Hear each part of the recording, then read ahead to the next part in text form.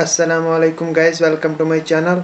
आगे बढ़ने से पहले लाइक, शेयर एंड सब्सक्राइब कीजिएगा। इस वीडियो में हम डिस्कस करेंगे प्रॉपर्टीज़ ऑफ कार्डियक मसल। हमारे पास तीन टाइप्स होते हैं कार्डियक मसल के। एक होती है एट्रियल मसल, दूसरी वेंट्रिकुलर मसल, तीसरी specialised excitatory and conductive muscle fibres. हम पहले देखेंगे physiological characters of cardiac muscle. पहला जो कैरेक्टरिस्टिक है, पहली जो प्रॉपर्टी है वो है excitability. That is, cardiac muscle is able to respond to stimuli. It is self-excitatory. हमारे पास कुछ बैथमोट्रॉफिक फैक्टर्स होते हैं जो रिलेटेड होते हैं एक्साइटेबिलिटी के। अगर हमारे पास फैक्टर्स ऐसे होंगे जो एक्साइटेबिलिटी को इंक्रीज़ करते हैं, उनको हम कहते हैं पॉजिटिवली बैथमोट्रॉफिक। एंड अगर हमारे पास फैक्टर्स ऐसे होंगे जो डिक्रीज़ करेंगे एक्साइटेबिलिटी को, तो उनको कहेंगे नेगेटिवली बैथमोट्रॉफिक फैक्टर्स। इसके बाद है हमारे पास auto rhythmicity. The heart is able to generate its own rhythm. इसके बाद है कॉन्ट्रैक्टिलिटी, एबल टू कॉन्ट्रैक्ट, जो हमें पता है कॉन्ट्रैक्टिलिटी के साथ जो रिलेटेड है प्रॉपर्टी उसको कहते हैं inotropy. Related to force of contraction, जो फैक्टर्स पॉजिटिवली आयोनोट्रॉपिक होते हैं वो इंक्रीज करते हैं फोर्स ऑफ कॉन्ट्रैक्शन, और जो फैक्टर्स नेगेटिवली आयोनोट्रॉपिक होते हैं वो डिक्रीज करते हैं फोर्स ऑफ कॉन्ट्रैक्शन। इसके बाद है हमारे पास cardiac muscle conducts electrical impulses. जो कार्डियक मसल होती है वो कंडक्ट करती हैं इलेक्ट्रिकल इम्पल्सेस। जो इस इलेक्ट्रिकल इम्पल्स को कंडक्ट करने में एक इम्पॉर्टेंट रोल प्ले करती हैं वो है इंटरकैलेटेड डिस्क, जो कि इम्पॉर्टेंट है इसमें। Cardiac muscle is a syncytium. At intercalated disc, cell membrane fuse and form permeable gap junctions that allow rapid diffusion of ions. जो हमारे पास सेल मेम्ब्रेन होते हैं वो फ्यूज होते हैं कुछ जगहों पर जहां वो बनाते हैं गैप जंक्शंस। इंटरकैलेटेड डिस्क्स पर क्या होते हैं, फ्यूज होते हैं और बनाते हैं gap junctions that allow rapid diffusion of ion, जिससे डिफ्यूजन होता है आयन्स का रैपिडली, और उसी से क्या होता है एक कार्डियक मसल सेल से दूसरी कार्डियक मसल सेल को एक्शन पोटेंशियल ट्रेवल करता है। When one cell is excited, the action potential is spread to all of them. जब एक सेल एक्साइट होती है तो एक्शन पोटेंशियल सारी मसल को क्या करती है, स्प्रेड करती है, सारे सिंशियम को स्प्रेड करती है।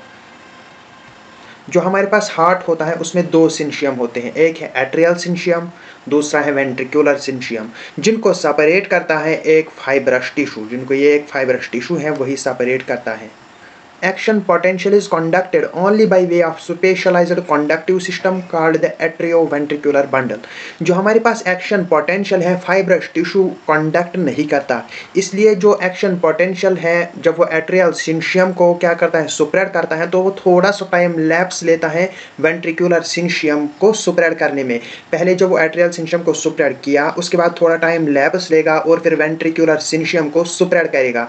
जो वो टाइम लैप्स हैं वो हमारे पास इम्पॉर्टेंट होता है, इसलिए कि एट्रिया पहले कॉन्ट्रैक्ट करते हैं और बाद में वेंट्रिकल्स कॉन्ट्रैक्ट करते हैं, और ये है फाइब्रस टिश्यू, जिसकी वजह से वो क्या है, एक्शन पोटेंशियल सारे एट्रियल और वेंट्रिकुलर सिंशियम को एक साथ स्प्रेड नहीं करता, बल्कि जो एट्रियल और वेंट्रिकुलर सिस्टम में जो एवी बंडल होता है उसी से एट्रियल सिंशियम से वेंट्रिकुलर सिंशियम तक जो हमारे पास है एक्शन पोटेंशियल ट्रैवल करता है। सिक्स्थ है the all or none law in the heart applies to the entire सिंशियम।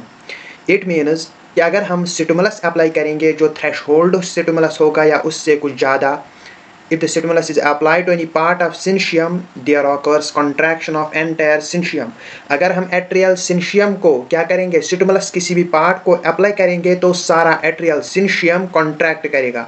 उसके बाद थोड़ा टाइम लैप्स के बाद जब वेंट्रिकुलर सिंशियम को जाता है किसी भी पार्ट को, जब वो जाएगा तो क्या करेगा, सारा वेंट्रिकुलर सिंशियम कॉन्ट्रैक्ट करेगा। The action potential in cardiac muscle is prolonged and a long refractive period. जो हमारे पास कार्डियक मसल होती है उसका एक्शन पोटेंशियल प्रोलॉन्ग्ड होता है, और जो रिफ्रैक्टरी पीरियड है वो भी प्रोलॉन्ग्ड होता है। जो एक्शन पोटेंशियल है जब कार्डियक मसल को स्टिमुलस लगता है तो पहले डीपोलराइजेशन होती है और ये ग्राफ ऊपर की ओर आ जाता है, -80 वोल्ट से +20 तक जाता है। फिर कुछ देर जो है एक्शन पोटेंशियल सस्टेन रहता है।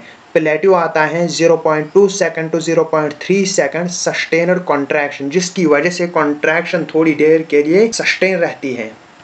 जो हमारे पास कार्डियक मसल है वो डीपोलराइज रहती है 0.2 सेकंड टू 0.3 सेकंड्स तक। फिर एब्रप्टली रिपोलराइजेशन होती है और वो -80 वोल्ट पोटेंशियल है वेंट्रिकल उस पर आ जाता है। और एक फैक्टर है refractive period 0.25 to 0.30 seconds. Normal cardiac muscle cannot be excited to prevent fatigue. जो फैटिक है इसको प्रिवेंट करने के लिए रिफ्रैक्टरी पीरियड होता है हमारे पास, जिसमें हम अगर कार्डियक मसल को कितना भी जोर का स्टिमुलस दे एक्साइट नहीं होगी। ये लगभग होता है जो प्लेट्यू है उसी के लगभग उसी के बराबर होता है ये refractory period.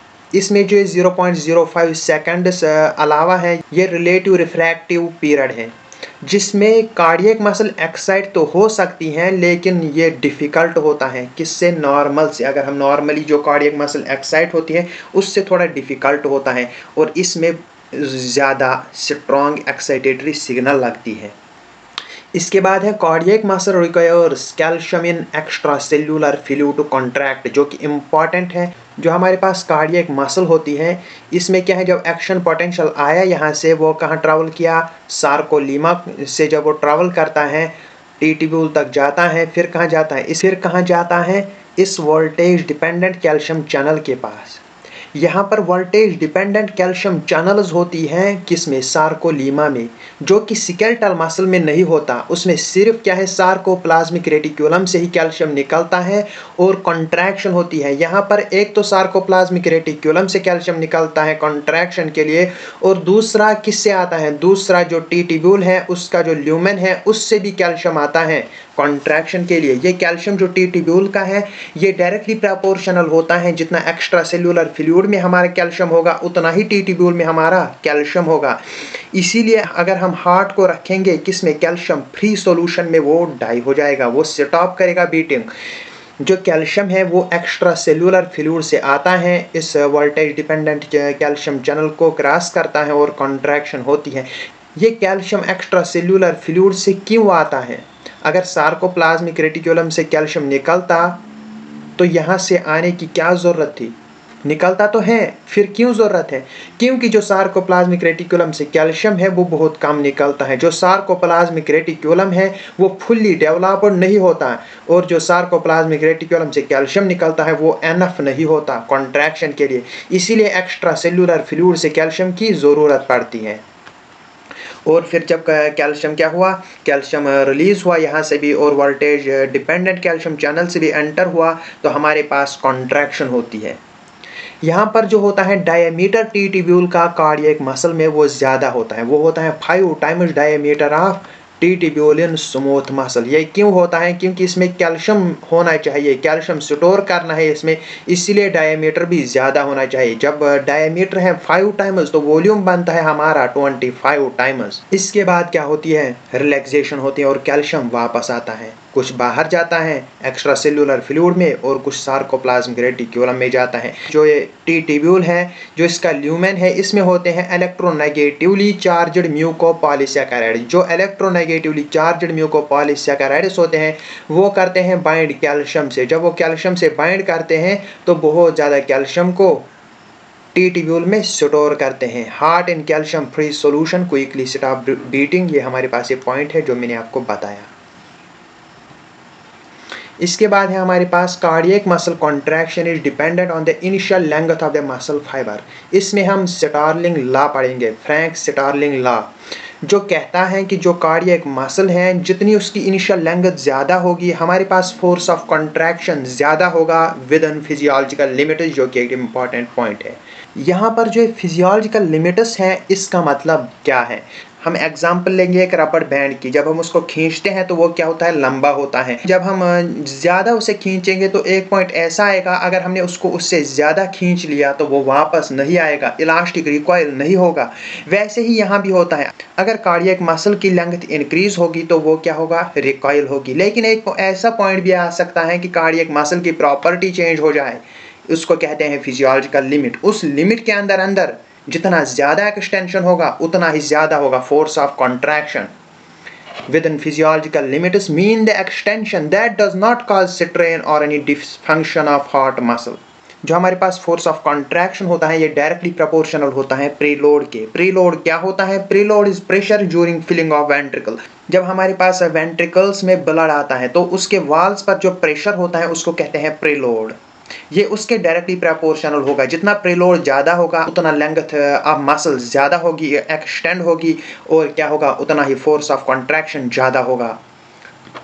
And diastolic volume, ये वही है कि जब वेंट्रिकल्स क्या होंगे? डायस्टोल में होंगे, उस वक्त उनका वॉल्यूम ज़्यादा होता है। जितना वो वॉल्यूम ज़्यादा होगा उतना ही लेंथ ज़्यादा इंक्रीज होगी, उतना ही फोर्स ऑफ कॉन्ट्रैक्शन ज़्यादा होगा। एंड डायस्टोलिक प्रेशर, जितना एंड डायस्टोलिक वॉल्यूम ज़्यादा होगा, प्रेशर भी ज़्यादा होगा, उतना ही फोर्स ऑफ कॉन्ट्रैक्शन ज़्यादा होगा।